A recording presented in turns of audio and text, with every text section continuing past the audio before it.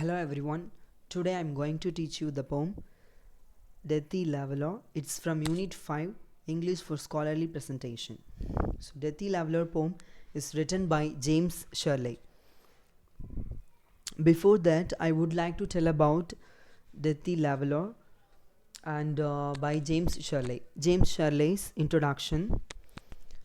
He was born in 1596. He was born in 1596 and he was an English poet and dramatist.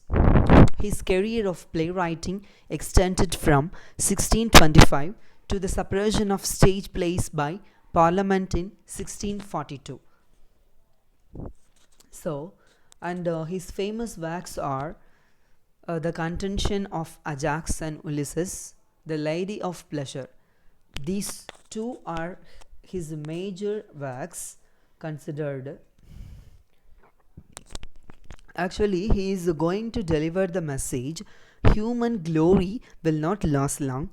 All success and victory are mere shadows and substantial things. When death catches hold of someone with icy hands and rich and the power, the powerful and the weak must yield. We have no weapon to fight against this almighty fate. So likewise, he is delivering the message in this poem. The rhyme scheme of the poem is A B A B C C D D. It follows in each of the stanzas. Actually, the pattern creates the rhythm as the first 4 lines of each stanza illustrate and 4 lines give more depth to the poem. The rhyme scheme is consistent throughout the poem. Okay. Now we move into the slides. Some important words from the poem I have given you and with meanings. Blood means descent. Substantials means important.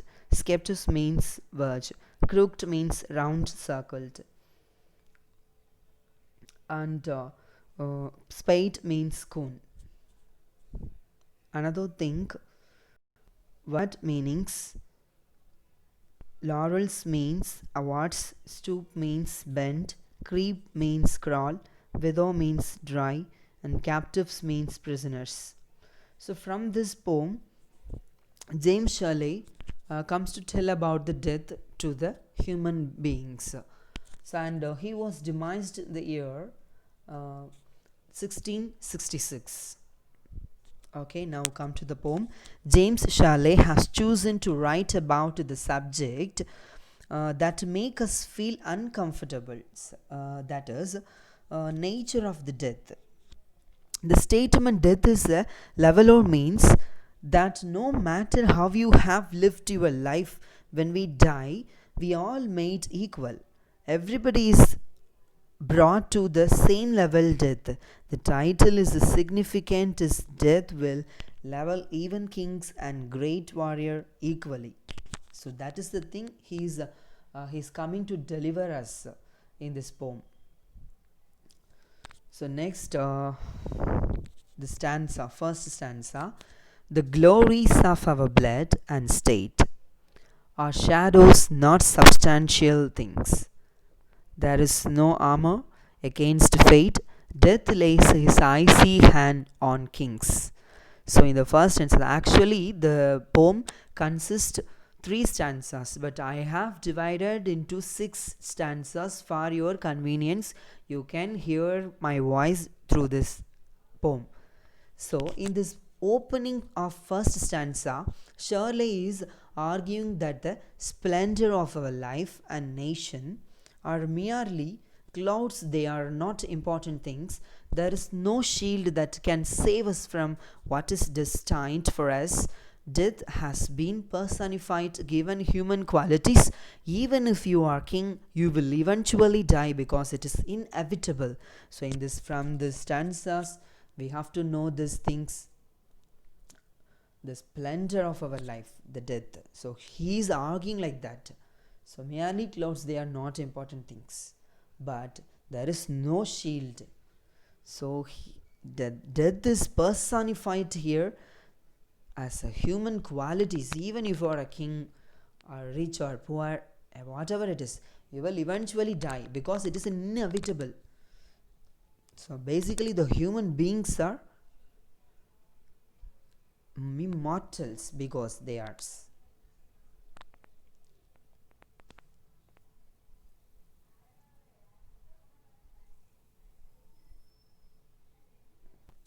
So human beings are mortal. It is created by the God. Everyone will die at the last in the 1 second. And next second stanzas, scepter and crown must tumble down, and in the dust be equal made with the poor crooked scythe and spade. So in the stanza, uh, Shirley explains. Shirley explains that crown is above and other people are the bottom, saying that royalty is the top, but it is not true as we are all equal to each other.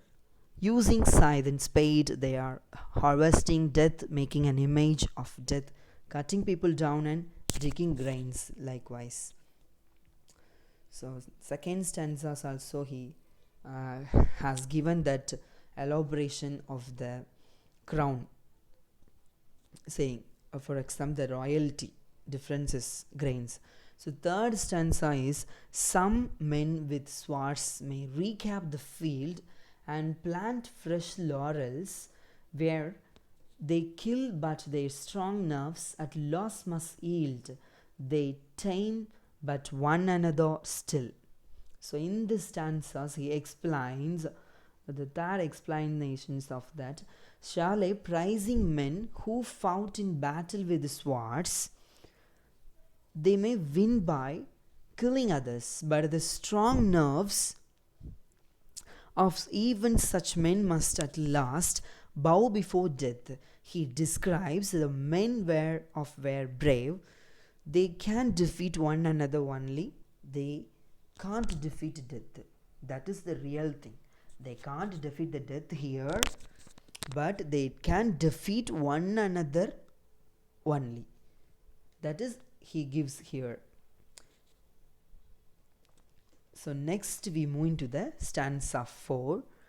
Early or late they stoop to fate and must give up their murmuring breath when they, pale captives, creep to death.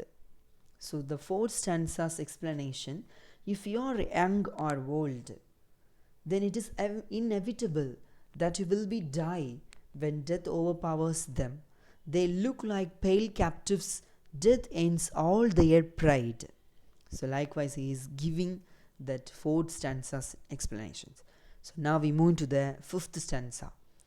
The garlands wither on your brow, then boast no more your mighty deeds upon death's purple altar now.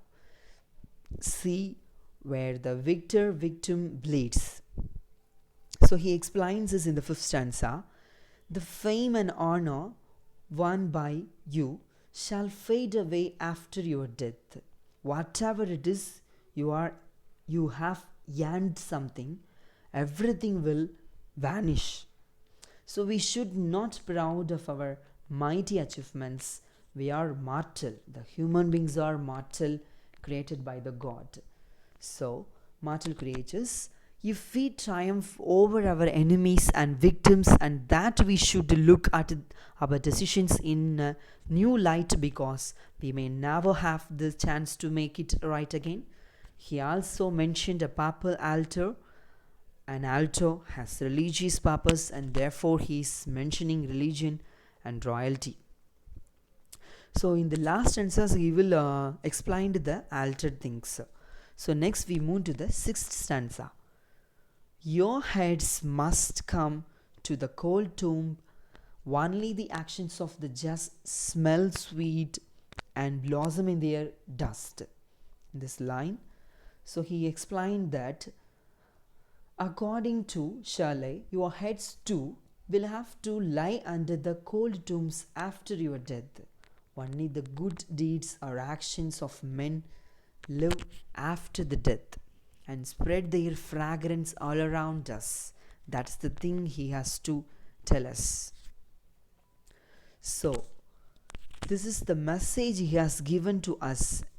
So death is it is equal to everyone. Thank you one and all.